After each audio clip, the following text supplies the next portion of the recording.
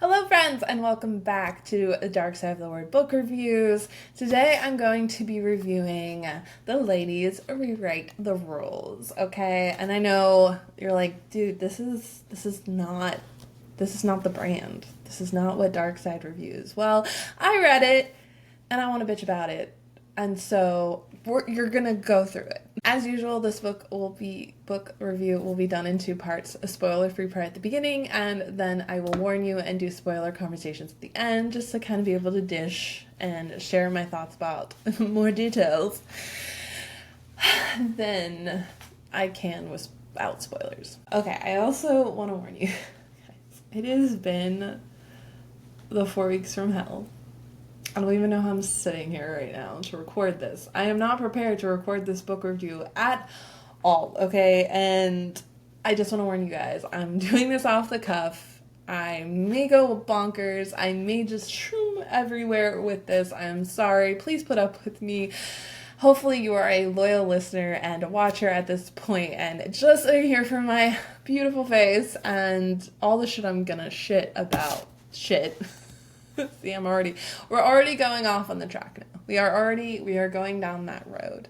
But, I put the effort in and this book is already a week late to the library. So we are just going to get into it. Okay, I did not write the synopsis for this book. So I'm going to be reading the one on the back.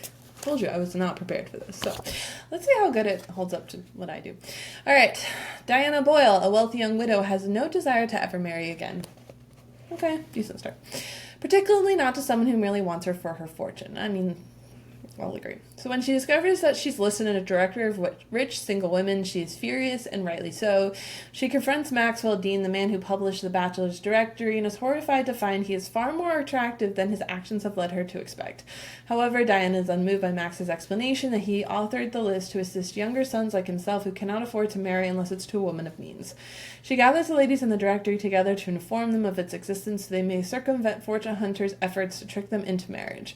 Though outraged, the women decide to embrace their unique position of power and reverse the usual gender roles by making the men dance to their tune, and together the ladies rewrite the rules. Wow, Penguin published this? Penguin, I'm disappointed in you.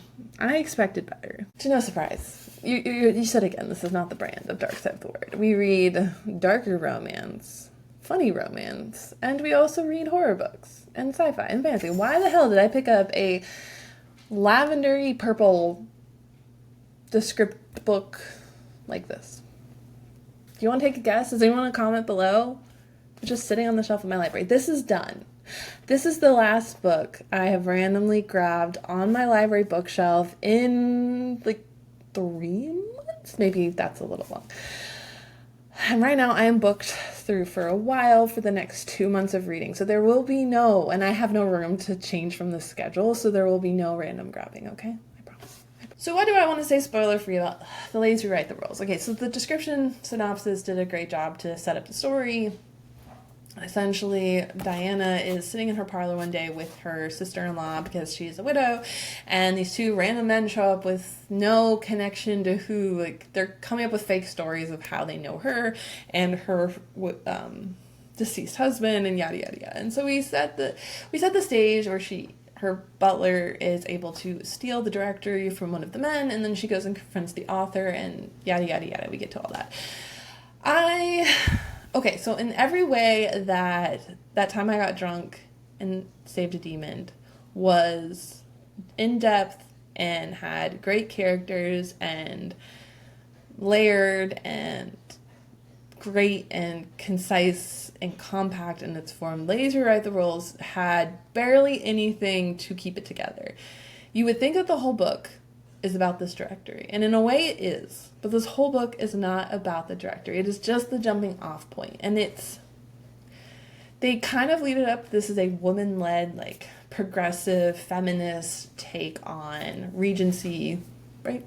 Victorian era. It's the 1800s era of romance, and ladies being the ones to be able to, like, ask the men out, to host pick the dances, to dance with more than a man 2 times, all that stuff.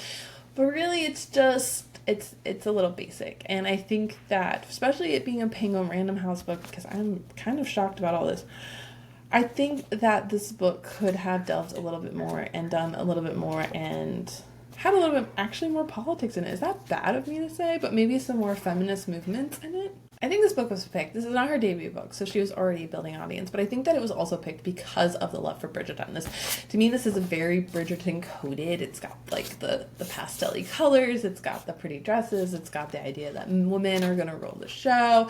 But where we can get past Bridgerton and kind of like fall in love with Bridgerton over this book is the fact that Bridgerton actually has sex in it.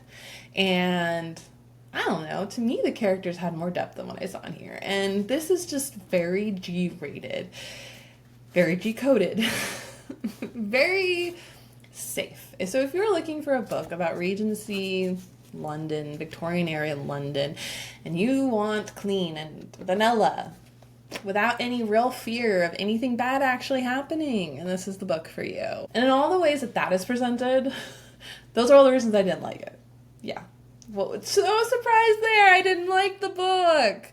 I wonder why. There was no fantasy magic in it. There was no dark romances. There was no horror, ghosts, or serial killers, or blood and guts. And oh my god, I didn't like it. Could Allain have put any less into this book?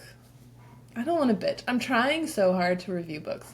These are people's art, and I don't want to bitch. And I don't want to tear people down anymore. We're going to try this. This is a whole new take on book reviews. I don't want to do that for people anymore. But it's really hard to say because to me, she came to her publishers and her agent and was like, I'm pitching you this, which is the idea of, you know, instead of ladies chasing rich men, let's have men chasing rich ladies, and let's have the ladies control the show and kind of like flip the nail on the head and gender swap society rules England at the time. And I think that idea was like, oh yeah, we can, Bridgerton's all the rave. This is an example of a book getting published because of what is big in society. But I'm not sure Allain, yeah, that's what we're gonna go with, had enough of a story to really carry the whole thing through. There was a lot of fluff in here that wasn't enjoyable. There weren't enough descriptions or Regency-ness to suck me in, kind of like a Pride and Prejudice or other Regency books that I've read where you're just so in love with wanting to live in Victorian England that you're like, yes, I can live here forever. Kind of like what we see with Bridgerton is the beautiful dresses, the hairstyles, the talking, the looks. Like, we get a lot of that in the movie. I haven't read the books, but I'm assuming it's kind of similar. So we get a lot of that. There was just nothing here. It was, I mean, look how big the letters are. Like, that's pretty big too. There's just nothing here for me. And I'm shocked I finished it, except it was so short. I read it in 2 days. And so I was just at a point by the time I realized I did not like it. I was already so far in that I wanted to count it. Because I'm trying to reach 200 books this year. But yeah, hold on. What else am I going to keep you guys here for? I'm just telling you I didn't like this book and giving no reasons except it was flat. It was flat. It was fucking flat. And you watched this whole video for nothing. If you've made it this far, I appreciate you and thank you. Like I said, it's been a tough 4 weeks. On top of that, I just got internet after losing internet for 5 days. So I'm trying to like slam this in because this video was supposed to be recorded last week, but I've been dealing with a lot of chronic issues, a lot of chronic pain. Like, even as I'm sitting here right now, like, everything in my body hurts. Every joint is on fire, down to, like, my toes. And my brain is just gone. And so I'm struggling to even remember a single thing about this book right now, and it's been like this for a bit. And so when I finished reading the book, I didn't do my due diligence of writing things down when I was done, which is my fault, not yours. Yeah. So I don't normally like to talk about this stuff because I'm not one looking for sympathy or care, but I've also gotten to the point where I want others to hear and see people existing in the world, because for a very long time I thought that it was a me problem in the sense that it was my fault, and like everyone else was achieving all this great stuff and able to do all this stuff in a day, and it was lucky if I got out of bed some mornings because of everything. And so I'm bringing this up to let people know that not everyone says the saying goes that everyone has the same 24 hours in a day, and it's not true.